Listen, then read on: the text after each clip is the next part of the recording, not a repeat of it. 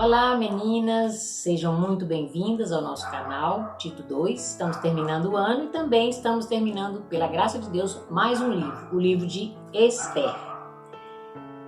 É um livro onde não é mencionado o nome de Deus, mas em todo o tempo a gente vê a presença e a atuação de Deus com muito poder que impressiona a todos os ouvintes, a todo o povo de Deus e também ao povo em redor. O povo de Deus estava no exílio, vamos dar uma recapitulada rápida, né? O povo de Deus estava no exílio, alguns retornaram, outros ficaram.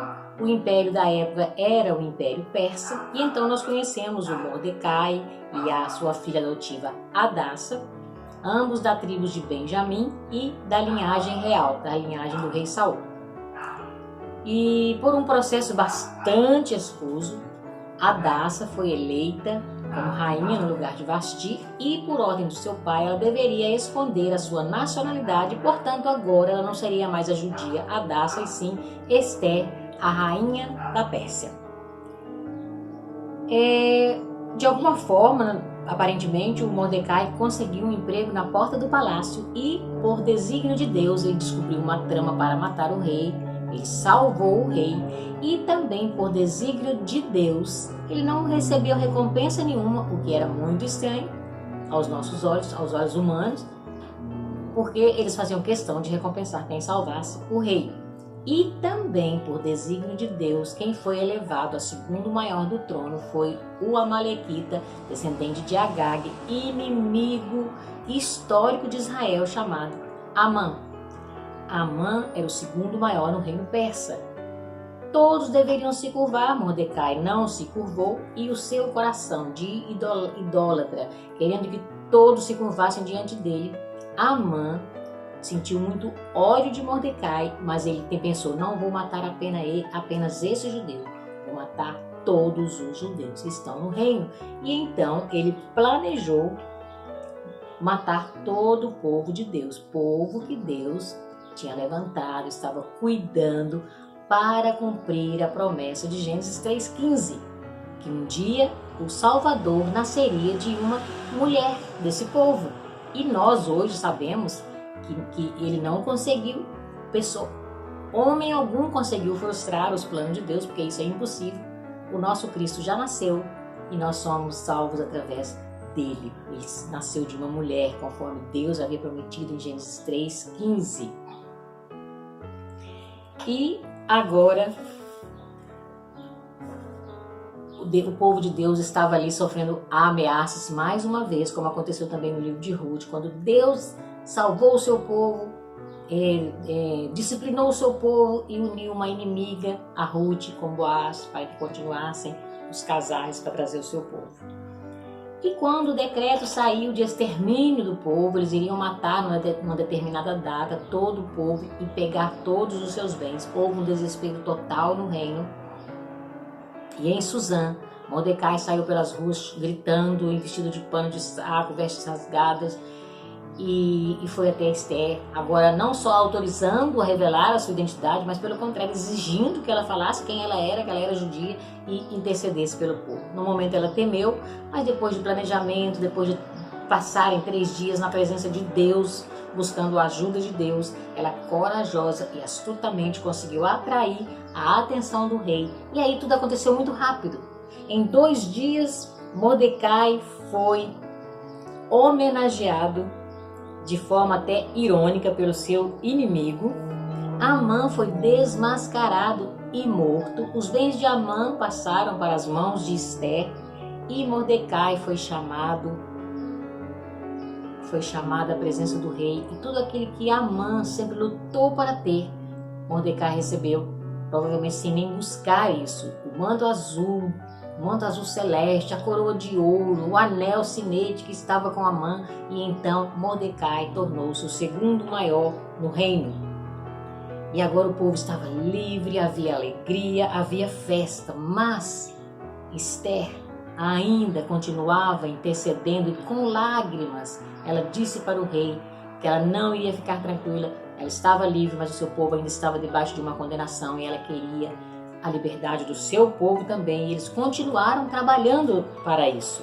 E isso nos fez lembrar do nosso querido irmão André, que é o homem que criou o Ministério Portas Abertas e lutou para colocar a Bíblia na mão das pessoas, e lutou pela liberdade, por acolher os antigos presos, os perseguidos. E nós lembramos também do nosso compromisso de honra de uns para com os outros. Nós temos o compromisso de cuidar uns dos outros e de evangelizar aqueles que ainda estão debaixo da condenação do pecado. Então, nós temos 35 versículos para estudarmos e eu vou lendo, e à medida que formos lendo, nós vamos comentando. O primeiro versículo diz assim: no dia 13 do 12º mês, que é o mês de Adar, quando a palavra do rei e a sua ordem deveriam ser executadas, no dia em que os inimigos dos judeus esperavam apoderar-se deles, aconteceu o contrário, pois os judeus é que se apoderaram dos que os odiavam. Então vamos agradecer ao Senhor. Pai, em nome de Jesus, nós queremos louvar o Teu nome, porque o Senhor é grande e opera as maravilhas. Nada, ninguém pode frustrar os Teus planos. E como é bom pertencermos ao Senhor, sermos povo de Deus. Eu peço em nome de Jesus que o Teu nome seja glorificado através de tudo isso que nós temos aprendido, que nós possamos colocar em prática na nossa vida, justamente para que o Teu nome seja glorificado, para que o Teu povo seja edificado e para que também com responsabilidade nós alcancemos os perdidos em nome de Jesus. Amém. Então, acabamos de ser informados pelo escritor, o narrador da história de Esther, que o povo de Deus lutou e o povo de Deus venceu. Já sabemos o final da história. Mas como aconteceu essa guerra e por que era necessário haver essa guerra? É o que nós veremos hoje, é o que nós aprenderemos hoje. Continuando a leitura, a palavra de Deus vai nos dizendo o seguinte: nas suas cidades, em todas as províncias do rei Assuero, os judeus se reuniram para atacar aqueles que queriam destruí-los, e ninguém podia resistir-lhes, porque o terror que inspiravam caiu sobre todos aqueles. Faltavam quase 10 meses para que acontecesse o ataque, e o povo de Deus podia contra-atacar e podia apoderar-se dos bens, e Deus com certeza estava operando tanto que o terror de Deus caiu sobre todos. Aqueles homens que desejavam matar, muitos deles se tornaram, entre aspas, judeus. Pode ser até que eles se converteram ao Deus dos judeus, né? Mas nós não sabemos. Mas eles tiveram temor de Deus, porque o Senhor deu a eles esse terror. O Senhor mostrou o quanto Ele era poderoso. E mais, a palavra de Deus diz que todos os oficiais das províncias, os sátrapas, os governadores e os oficiais do rei auxiliavam os judeus, porque o temor de Mordecai tinha caído sobre eles, porque Mordecai era grande na casa do rei e a fama dele se espalhava por todas as províncias e seu poder ia aumentando cada vez mais. Os oficiais ajudaram os judeus. Nós não sabemos como, se foi um treinamento de guerra, se emprestaram armas ou se eles mesmos lutaram ao lado dos judeus, nós não sabemos, não nos é informado isso. O que nós sabemos é que todos os oficiais do reino ficaram do lado dos judeus, ajudaram os judeus. Os inimigos deveriam ter visto tanta coisa acontecendo e eles temeram. Continuando a leitura, assim os judeus mataram seus inimigos a golpe de espada, matando, destruindo e fazendo com seus inimigos o que bem quiseram. Mataram, na cidadela de Suzã, os judeus mataram e destruíram 500 homens e mataram também Parsandata, Dalfon, Aspata, Porata, Adalia, Aridata, Farmasta, Arizai, Aridai e Vaizata, que eram os 10 filhos de Amã, filho do Amedata, o inimigo dos judeus. Porém, no despojo não tocaram. Podiam pegar? Podiam, mas não tocaram. Presta atenção nessa frase. No mesmo dia, o rei foi informado do número dos mortos na cidadela de Suzã. O rei disse à rainha Esther: na cidadela de Suzã, os judeus mataram e destruíram 500 homens e os 10 filhos de Amã. E nas demais províncias, o que será que fizeram? Eu acho intrigante a solicitude de Assuero em conversar com a sua rainha sobre a guerra. Dá-se a impressão que o grande Assuero gostava da sua rainha. E ele faz agora o que ele vem fazendo desde que a rainha tem buscado a sua ajuda. E agora? Ele fala para Esther: qual é o seu pedido? Peça e lhe será dado. Você tem ainda algum outro desejo? Será concedido. Será que Esther está satisfeita ou será que ela tem algum outro pedido? Esther ainda não está satisfeita. Ela fala o seu pedido. Então disse Esther: se for do agrado do rei, permita aos judeus de Suzã que também amanhã façam segundo o decreto de hoje e pendurem em forca os cadáveres dos 10 filhos de Amã. Parece-nos um pedido bem estranho, vindo de uma doce judia, mas vamos falar sobre isso depois, porque tem muita coisa envolvida aqui. Então o rei ordenou que assim se fizesse. Um decreto foi publicado em Suzã e os judeus e os cadáveres dos 10 filhos de Amã foram pendurados na forca. Os judeus de Suzã se reuniram também no dia 14 do mês de Adar e mataram 300 homens em Suzã. Porém, nos despojos não tocaram. Também os demais judeus que viviam nas províncias do rei se reuniram e se organizaram para defender a vida e se livrar dos seus inimigos. Mataram 75.000 dos que o odiavam, porém, no despojo não tocaram. 3 vezes o narrador faz questão de repetir essa frase. Isso aconteceu no dia 13 do mês de Adar. No dia 14 descansaram e fizeram dele um dia de festa. Mas os judeus de Suzã se reuniram nos dias 13 e 14 do mesmo mês, descansaram no dia 15 e fizeram dele um dia de alegria e de festa. Por isso, os judeus das vilas que moram nas aldeias do campo fazem do dia 14 do mês de Adar um dia de alegria, de banquete, de festa e um dia que mandam presentes uns aos outros. Mordecai escreveu estas coisas e enviou cartas a todos os judeus que moravam em todas as províncias do rei Assuero, aos de perto e aos de longe, ordenando-lhes que comemorassem o dia 14 do mês de Adar e o dia 15 do mesmo mês, todos os anos, como os dias em que os judeus se livraram dos seus inimigos, como o mês em que a tristeza virou alegria e o luto se transformou em festa. Os judeus estavam longe do templo, longe do sacrifício, longe da comunhão com o povo de Deus, e agora como que despertaram de um sono, e eles não querem deixar escapar essa oportunidade e então criaram um memorial para ser comemorado todos os anos, para ser lembrado que o Deus do povo de Israel ainda opera milagres. E eles não queriam esquecer disso, e Mordecai aproveitou e tornou isso uma lei. Nós também temos um tipo de memorial. Também temos um dia de festa. É um dia por semana, não é uma vez por ano, mas toda semana nós temos um dia de festa, os domingos. Você tem o hábito de ir à sua igreja pelo menos no domingo? Se você vai à sua igreja, qual é a motivação? Por que você vai lá? Você vai lá porque você vai rever os irmãos, e é bom ver os irmãos. Você vai lá porque o pastor é legal. Você vai lá porque você precisa bater o seu cartão, né? Eu fui na igreja hoje, então esse resto de semana agora, Deus vai me abençoar nos meus negócios. Errado.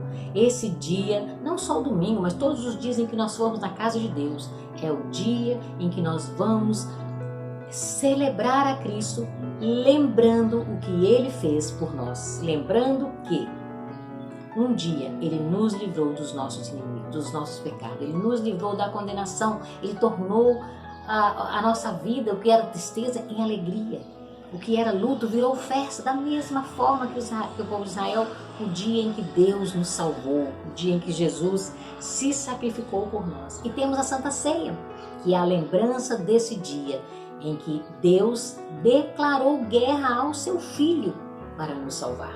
Deus entrou em guerra com seu Filho. Ele foi morto para nos salvar, para nos dar a sua justiça.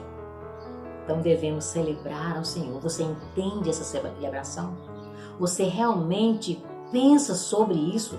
Eu gostaria que você meditasse sobre isso, porque é o dia em que nós fomos libertos, livres da condenação. Os judeus comemoram até hoje. Esse ano de 2022 deverá ser comemorado no dia 17 e 18 de março de 2022, a festa do Purim. Os judeus comemoram até hoje, assim diz a palavra de Deus. Como os judeus comemoram até hoje, assim diz a palavra de Deus. Assim os judeus aceitaram como costume que naquele tempo haviam feito pela primeira vez, segundo Mordecai lhe havia ordenado por escrito, porque Amã, filho de Amedata, agora o narrador vai nos explicar, vai nos fazer uma recapitulação. Amã, filho de Amedata, o Agagita, inimigo de todos os judeus, tinha planejado destruir os judeus e tinha lançado isto é, sortes, para os assolar e destruir. Mas Esther foi falar com o rei e ele ordenou por cartas que o plano perverso de Amã, que ele tinha elaborado contra os judeus, recaísse sobre a própria cabeça dele e que ele e os seus filhos fossem enforcados. Por isso, esses dias são chamados de Purim, do nome Pur, Daí, por causa de todas as palavras daquela carta e do que testemunharam, eles viram Deus operando, e do que lhes havia acontecido, os judeus decidiram que eles mesmos, os seus descendentes, todos os que viessem a se juntar a eles, não deixariam de comemorar esses 2 dias, segundo o que se havia escrito a respeito deles, no tempo marcado, todos os anos, e que esses dias seriam lembrados e comemorados geração após geração por todas as famílias, em todas as províncias e em todas as cidades, e que este dia de Purim jamais iria desaparecer entre os judeus, e que a memória deles jamais se extinguiria entre os seus descendentes. Então, a rainha Esther, filha de Abiail, e o judeu Mordecai escreveram com toda a autoridade uma segunda carta para confirmar a carta de Purim. Mandaram cartas a todos os judeus, às 127 províncias do reino de Assuero, com palavras amigáveis e sinceras, para confirmar esses dias de Purim, nos seus tempos determinados, como o judeu Mordecai e a rainha Esther lhes haviam ordenado, e como eles mesmos já o tinham estabelecido sobre si e sobre a sua descendência, a respeito do jejum e do lamento. E o decreto de Esther estabeleceu essas particularidades de Purim e se escreveu no livro. Foi estabelecido um memorial para que eles não esquecessem de novo que Deus, o Deus de Israel, é todo-poderoso. E aí vem uma frase até um pouco diferente, estranha. Depois disso, o rei Assuero impôs tributos sobre a terra e sobre as terras do mar.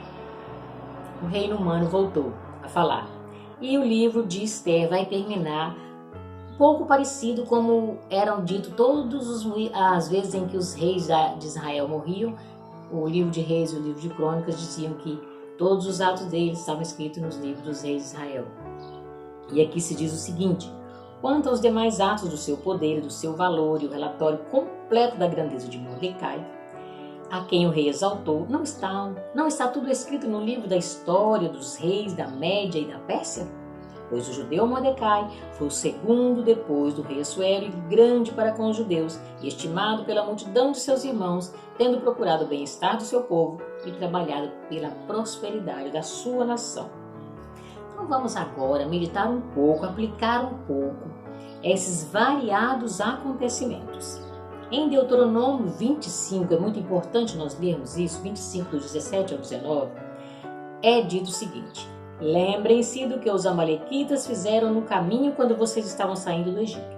Eles saíram ao encontro de vocês no caminho, e quando vocês estavam abatidos e cansados, atacaram na retaguarda todos os desfalecidos que vinham atrás e não temeram a Deus. Portanto, quando o Senhor seu Deus lhes houver dado o sossego de todos os seus inimigos ao redor, na terra que é o Senhor seu Deus lhes dá por herança, para que dela tomem posse, apaguem a memória dos amalequitas da face da terra. Não se esqueçam disso. Havia uma ética mesmo na guerra, e os amalequitas não seguiram essa ética. Não temeram a Deus, atacaram o povo de Deus. É para nós um pouco estranho quando nós falamos do povo de Deus matando famílias inteiras, destruindo tudo. Nós não vivemos num contexto de guerra, graças a Deus, e não conseguimos compreender muito bem isso. Mas também nós não fomos feitos para morrer. A morte nos assusta. E a Bíblia diz que a morte é o último inimigo a ser vencido. E nós sabemos que Jesus já venceu a morte. A morte entrou no mundo por causa do pecado, mas o nosso Cristo, na cruz, venceu a morte.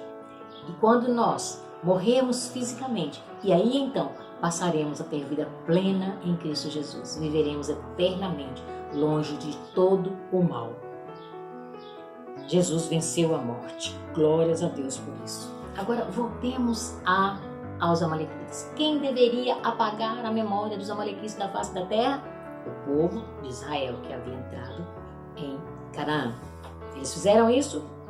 Não, eles não obedeceram. Lá na frente, Samuel vai dizer a Saul: assim diz o Senhor dos Exércitos: castigarei Amaleque pelo que fez a Israel, colocando-se no caminho de Israel quando este sair do Egito. Portanto, vá e ataque os amalequitas, destruindo totalmente tudo, não poupe nada, nem ninguém. Saul obedeceu? Também não. A Bíblia diz que Saul poupou Agag, o melhor das ovelhas e o melhor dos animais, os gordos, os cordeiros e tudo que era bom, só destruiu o que era ruim. Parece-nos que Saul pensou: Deus está sendo severo demais. Então ele, Saul, ia ser mais misericordioso do que Deus. E aí descaradamente ele diz para Samuel: eu poupei os animais para oferecer sacrifícios a Deus. E Saul diz para ele: é melhor obedecer do que sacrificar. Deus não aceita sacrifício de desobedientes. Deus não aceita. Aí eu fiquei pensando, será que nós também muitas vezes não agimos assim? Achando que Deus não estava tão certo e querendo ser mais misericordioso do que Deus? Será que nós não queremos ser mais misericordiosos do que Deus? Infelizmente, com dor no coração, nós temos que comprovar que muitas vezes nós estamos vendo isso acontecer, sempre, muitas vezes. A palavra de Deus nos diz que Deus é santo e Ele exige do seu povo um certo grau de santidade, porque enquanto estivermos no mundo, nós teremos ainda asfalto, o pecado ainda vem sobre nós, não estamos livres da presença do pecado. Um dia ficaremos, no dia em que o nosso corpo, nós não existirmos mais aqui nessa terra. Mas o que nós fazemos? A gente diz assim: olha, tem um filho meu que está rebelde, um neto, um filho seu, um pré-adolescente, um adolescente ou uma criança, e nós dizemos: não, calma, isso aí passa, ele é criança. É ter paciência. Não é ter paciência, é dizer para ele que aquilo é pecado. Deus falou que é pecado, então ele precisa saber que é pecado. Mas nós não queremos dizer, não vamos entristecer a criança, o adolescente. Ou então nós usamos alguma roupa, ou nossa filha, algum da nossa família usa certos tipos de roupa que não convém. Nós dissemos: que isso, que tem, que exagero. Ou seja, nós estamos dizendo que Deus não está tão certo assim, que não é pecado assim também não. Ou quem sabe, um filho, um neto nosso, uma neta, começa a namorar uma pessoa que não faz parte da aliança com Deus. E aí, não podemos falar com eles para terminar esse namoro, não. Eles se gostam. Deus não quer que eles sejam felizes? Felizes em desobediência? Jamais. Deus, Ele prefere a obediência do que qualquer sacrifício. É o que a palavra de Deus nos diz. E se Deus diz na palavra dele que é pecado, quem sou eu? Que autoridade eu tenho para dizer que não é bem assim? Eu estou querendo ser melhor do que Deus, eu estou querendo ser juiz de Deus quando eu faço isso. E é perigoso. Sabe por quê? Deus declarou guerra ao seu próprio filho, ele foi e morreu naquela cruz por causa do pecado. E agora eu trato o pecado como uma coisa normal. É pecado, então precisa ser punido, precisa ser castigado. Que Deus nos ajude a nos atentarmos para a palavra de Deus, para obedecer, Então que nós não queiramos pensar que nós somos mais misericordiosos ou queremos dizer que Deus não está tão certo assim, que a palavra de Deus precisa, como alguns estão dizendo aí, ser modificada. Isso não é verdade. Deus falou uma vez para sempre, nós temos que obedecer. E é para o nosso bem, não é para o nosso mal. Isso é que nós temos que pensar, não é para o nosso mal. Por isso estude a palavra de Deus que você tem em sua casa. É a palavra de Deus, não é um livro qualquer. Dos versículos 11 a 14, então Mordecai pergunta, o rei pergunta para Esther se ela tem mais algum desejo. Ela queria mais um dia de matança, ela queria expor os corpos mortos dos inimigos na praça. E aí a gente assusta com isso, porque nós não compreendemos o que estava envolvido ali. Os corpos mortos ser colocados na praça era o costume daquela época, os reis colocassem os corpos mortos dos seus inimigos para mostrar que eles tinham vencido. E quanto a mais um dia de matança, vamos entender isso agora. A Bíblia diz que no segundo dia foram mortos mais 300 pessoas. E eu ouvi dos estudiosos, e 3 vezes é dito para nós: no despojo não tocar. Eu ouvi dos estudiosos e eu fiquei encantada com isso. Eles dizem que a guerra em Esther era uma guerra santa. Qual é a característica da guerra santa? Não poderiam pegar do despojo da guerra e não havia perda, nenhum soldado israelita morria. E a Bíblia tem algumas dessas guerras. Por exemplo, quando o povo de Deus estava cercado em Jerusalém, eles não podiam nem sair. O que aconteceu? O anjo do Senhor saiu no arraial do inimigo e matou 185.000 soldados. E eles foram embora, porque como assim? 185.000 homens mortos assim? Então eles foram embora, era uma guerra do Senhor.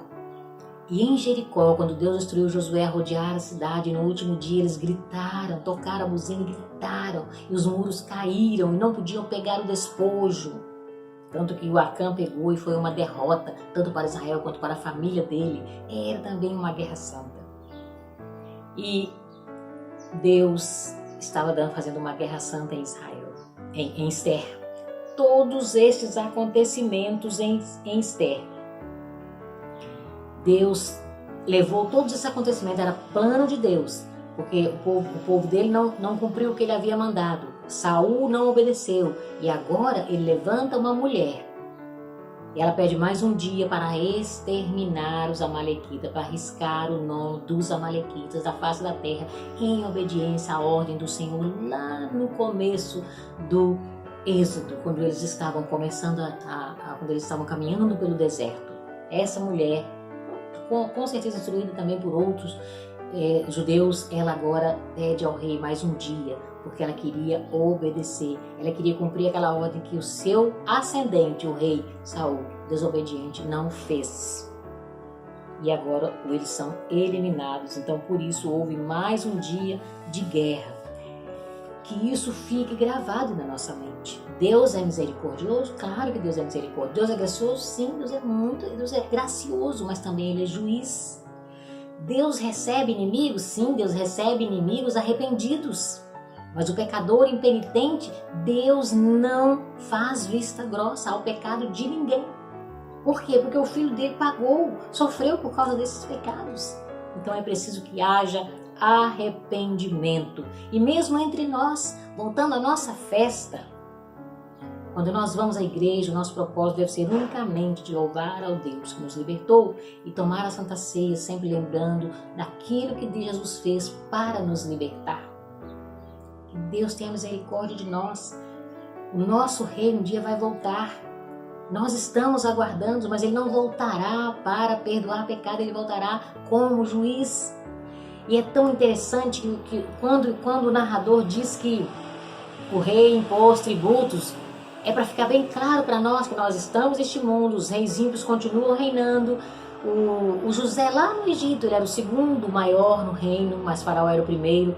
Mordecai era o segundo maior no reino, mas Assuero é que era o primeiro. Jesus é o primeiro, é o nosso rei. Jesus é o vencedor e nós o estamos aguardando. Você o está aguardando? Você está preparado para o dia que ele voltar?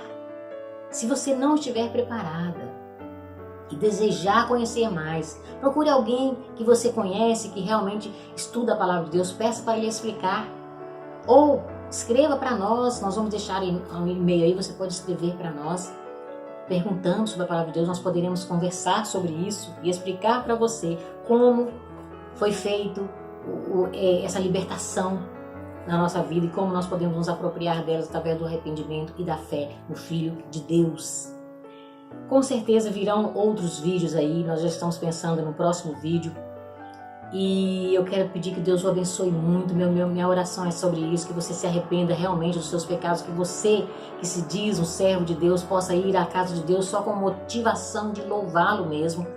E eu quero deixar uma pergunta no ar para o nosso próximo vídeo, para você, mulher que está me ouvindo. Você ama verdadeiramente o seu esposo? De verdade? Você ama seus filhos?